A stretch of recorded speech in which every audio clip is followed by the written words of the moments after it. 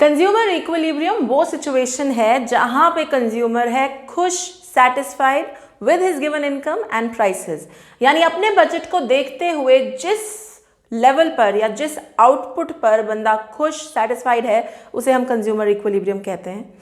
अब चैप्टर हमारा चल रहा है ऑर्डिनल यूटिलिटी अप्रोच, यानी which is indifference curve approach, जहां हमने ये समझा कि इंडिफरेंस कर्व कंज्यूमर की टेस्ट, प्रेफरेंसेस, उसके सेटिस्फैक्शन लेवल को बताता है। On the other hand budget line उसकी इनकम, प्राइसेस, बजट के बारे में बात करता है। अब ये दोनों अलग अलग तो तुम लोगों ने पढ़ लिए, लेकिन इन दोनों के जोड़ तोड़ से ही कंज्यूमर इक्विलिब्रियम समझा जा सकता है, because after all prices and income and budget makes a lot of difference. तुम्हारी टेस्ट एंड प्रेफरेंसेस कुछ भी हो सकती हैं, बट बाइंग डिसीजन तुम तब लोगे जब वो टेस्ट एंड प्रेफरेंस तुम्हारे बजट को या तुम्हारी इनकम को सूट करे, राइट? और इसी अप्रोच से आज हम करने वाले हैं consumer equilibrium indifference curve approach या ordinal utility approach. Welcome everyone, आप लोग देख रहे हैं eco world digital classes. This is micro economic series for standard 11th। We are doing chapter number 4 indifference curve approach, and last part है आज chapter का, जहां हम फाइनली जो इतने दिन से हम we are kind of doing parts कर रहे हैं। हम पहले हमने बजट लाइन समझी, फिर इंडिफरेंस कर्व समझा। इन दोनों को तुमने अलग अलग क्यों समझा, आज की वीडियो में हम इन्हें कंबाइन करेंगे। ओके, तो चलो शुरुआत करते हैं। So let's begin with consumer equilibrium की डेफिनेशन। डेफिनेशन सेम है।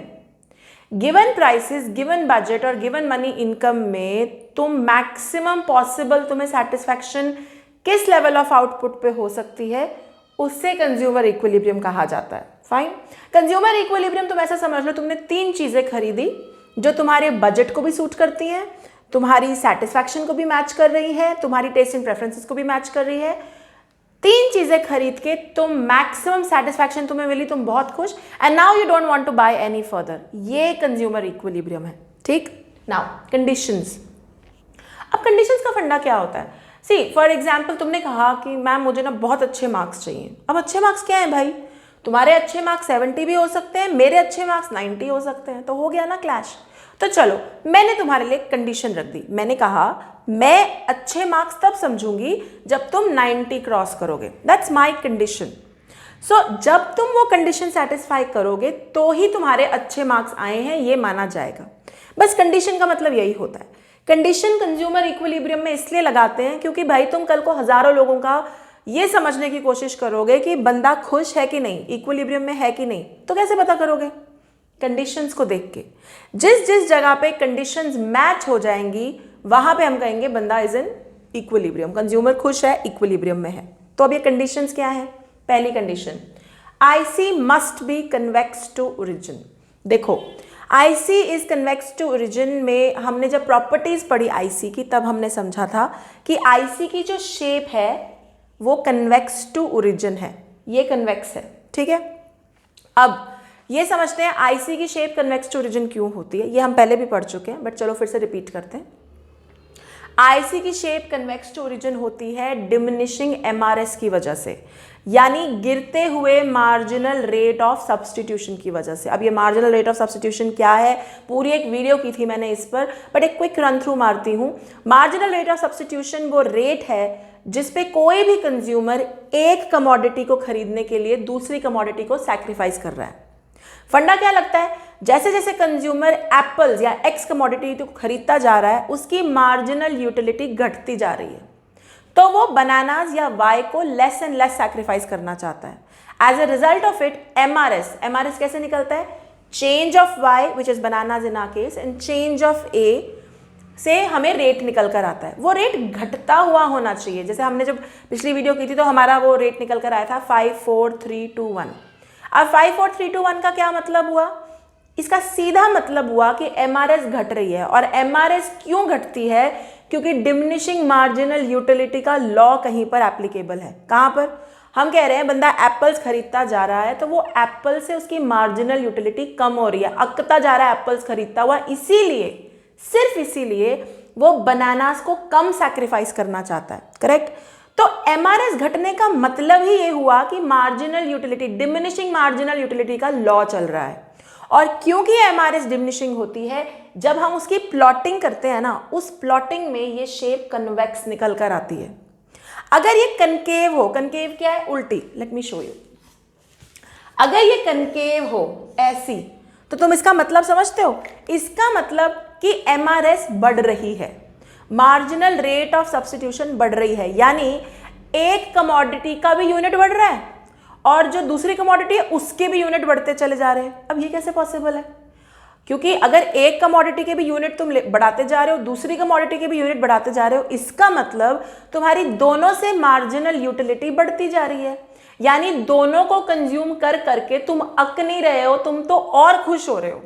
अगर ये ट्रू है तो डिमिनिशिंग मार्जिनल यूटिलिटी का लॉ फेल हो जाता है, क्योंकि डिमिनिशिंग मार्जिनल यूटिलिटी दुनिया का सबसे खतरनाक लॉ है। तुम खुद सोच के देखो, कोई भी चीज कंटिन्यूसली तुम कंज्यूम करोगे ना, कोई भी, इवन योर इंटरनेट, तुम अक जाओगे, you want want to use it further. So you are telling me कि तुम दिन रात 24 घंटे 48 आवर्स विदाउट ब्रेक इंटरनेट, बिना खाना बिना सोए देख सकते हो और तुम्हारी यूटिलिटी उससे बढ़ती चली जाएगी? You are lying, not possible. तो किसी भी कमोडिटी में DMU ना लगे ऐसा नहीं हो सकता।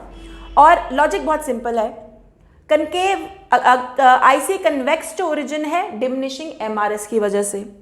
MRS फॉल इसलिए करता है बिकॉज लॉ ऑफ DMU लग रहा है, यानी आप एक कमोडिटी अगर बढ़ रही है, आपकी उससे MU खत्म हो रही है, तो आप दूसरी कमोडिटी को कम कम सैक्रिफाइस करना चाहते हो। ओके, जिनको ये बात क्लियर नहीं हो रही, MRS वाला वीडियो डिटेल में देखना, समझ में आ जाएगा। ओके, और अगर कहीं कनकेविटी है, अगर आपने IC का कर्व कनकेव बनाया है, तो उसका सीधा मतलब है भाई तुम्हारी जो मार्जिनल यूटिलिटी है ना वो कम होती नहीं, यानी हर यूनिट में मार्जिनल यूटिलिटी बढ़ रही है, विच इज इट्स अ लाई, हो नहीं सकता, ऐसा नहीं हो सकता। इसीलिए कनकेव IC भी नहीं हो सकता, और इसीलिए पहली कंडीशन इंपॉर्टेंट है, IC must be convex to origin, यानी कि बंदा डिमिनिशिंग MRS फेस करना चाहिए। इन अदर वर्ड्स, एक कमोडिटी का एक यूनिट बढ़ाता जा रहा है, तो दूसरी कमोडिटी को सैक्रिफाइस तो कर रहा है, लेकिन लेसर एंड लेसर। क्यों?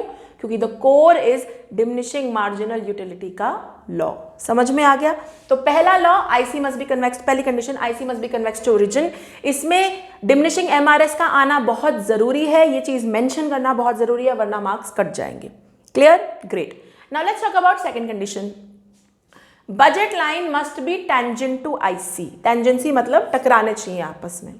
ये रहा तुम्हारा IC मैप, जहां good X, good Y, IC1, IC2, IC3, मैंने 3 ICs दिखाए हैं, ठीक है। और बजट लाइन है हमारी, let's call this budget line G और H।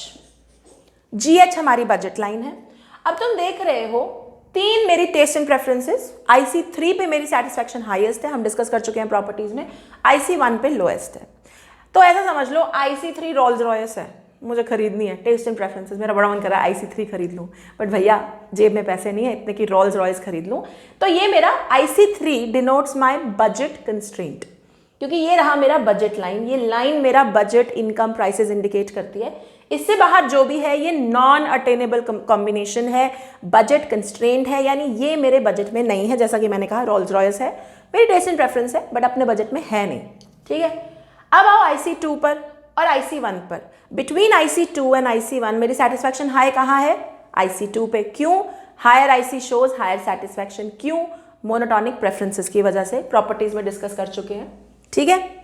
और तीसरा IC1। अब टेंजेंसी होनी चाहिए, तो अब एक इसको डिस्कस करते हैं।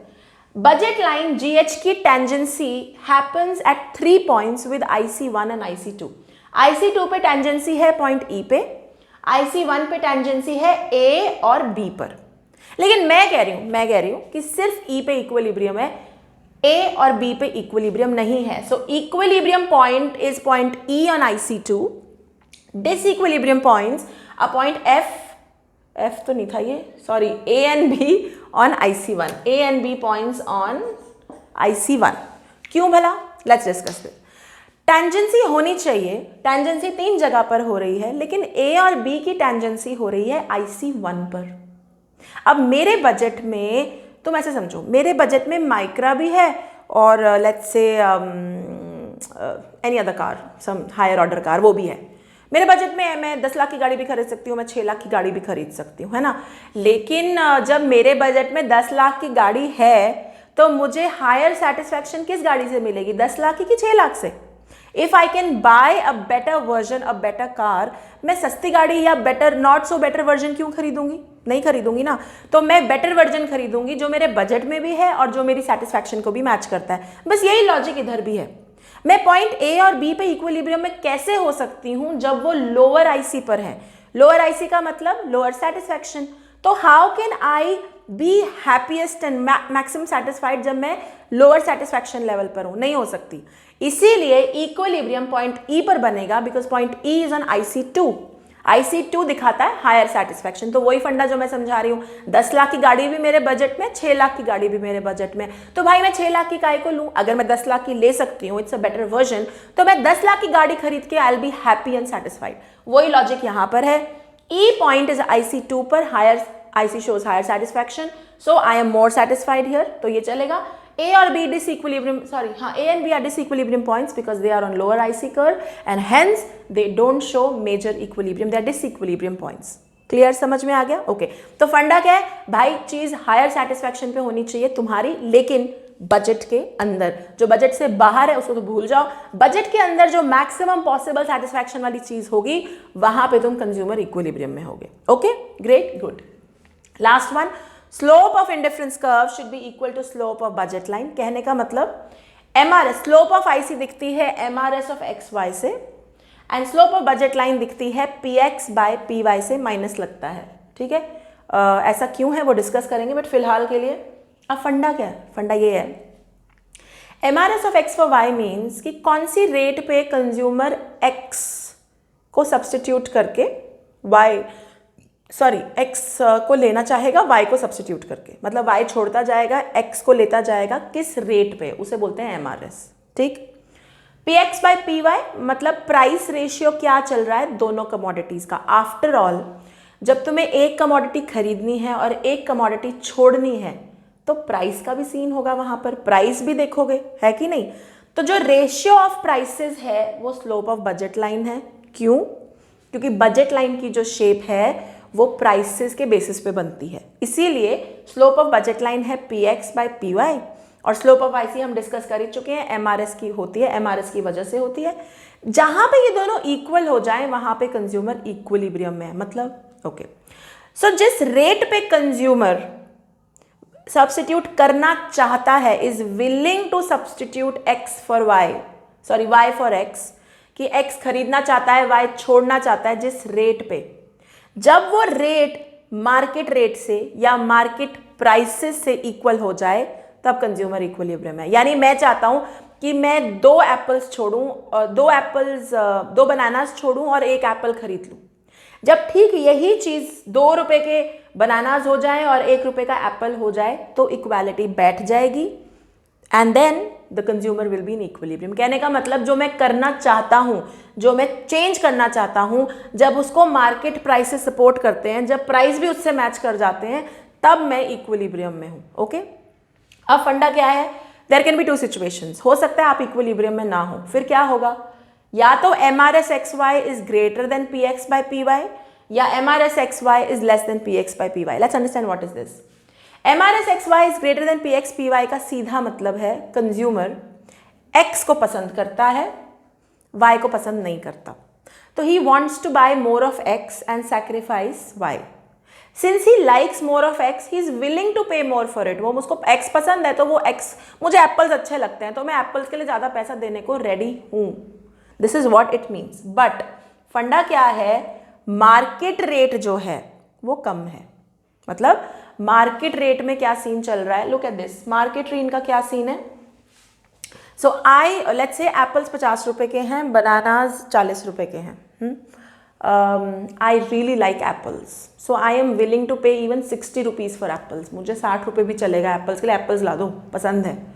तो क्या है? मार्केट रेट है 50 की, 50 और 40 की, तुम 60 भी देने को राजी हो, ऑब्वियसली। क्यों? Because you value X more than Y, और मार्केट रेट से ये ज्यादा है। ये जो सब्स्टिट्यूशन तुम करना चाह रहे हो वो प्राइसेस से ज्यादा है, मतलब तुम 60 भी देने को रेडी हो, लेकिन मार्केट रेट जो है वो कम है, 50 और 40 की। Now what will you do?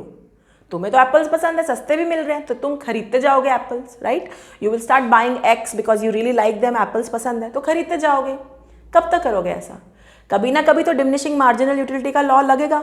तुम एप्पल्स खरीदते जाओगे, मार्जिनल यूटिलिटी कम हो जाएगी, till the time again MRS घटेगा and will come back to price of X and price of Y का रेशियो, यानी कि तुम्हारी सेटिस्फैक्शन और प्राइसेस फिर मैच कर जाएंगी and you will be in equilibrium. ठीक, इसका ठीक उल्टा क्या है, तुमको बहुत ज़्यादा पसंद है, you really like Y, okay, आपको X पसंद है, आप Y को इतना पसंद नहीं कर सकते, लेकिन जो मार्केट रेशियो है, सॉरी आपको Y पसंद है, X इतना पसंद नहीं है, लेकिन जो मार्केट रेशियो है वो ज़्यादा है। मतलब आप चाहते हैं कि आप Y ज़्यादा खरीदें और एप्पल्स कम खरीदें, लेकिन मार्केट का रेट उसको सूट नहीं कर रहा, मार्केट महंगा है, वो आप उसे खरीद नहीं पा रहे हैं, तो क्या होगा, you will keep on buying more of Y till the time MRS बढ़ेगी, क्योंकि आप X नहीं खरीद रहे हैं, आप X खरीदना चाहते थे बट आप X नहीं खरीद रहे हैं, वाई, बिकॉज मार्केट में वो बहुत महंगा चल रहा है, तो तुम्हारे पास ऑप्शन नहीं है, तुम उसे खरीद नहीं पा रहे हो, तुम Y खरीदते जा रहे हो। As a result of it what will happen, MRS of XY बढ़ती जाएगी तब तक जब तक it does not become equal to price of X and price of Y। कहने का मतलब है एक सिचुएशन में तुम्हारी सेटिस्फैक्शन बहुत ज़्यादा है, प्राइसेस कम है, तो तुम खरीदते जाओगे till the time they become equal. एक सिचुएशन में तुम्हारी सेटिस्फैक्शन ज़्यादा है लेकिन प्राइसेस और भी महंगाई है बहुत ज़्यादा, तो तुम खरीद नहीं सकते, तो तब क्या होगा, जब तुम नहीं खरीद रहे हो X एप्पल्स तो MU बढ़ती चली जाएगी, और जब MU बढ़ेगी तो MRS बढ़ता चला जाएगा till the time it becomes equal to PX by PY। Simple शब्दों में जहां सेटिस्फैक्शन और प्राइसेस मैच कर जाएंगे वहां पे कंज्यूमर इक्विलिब्रियम में है, वरना नहीं है। ठीक है, समझ में आ गया।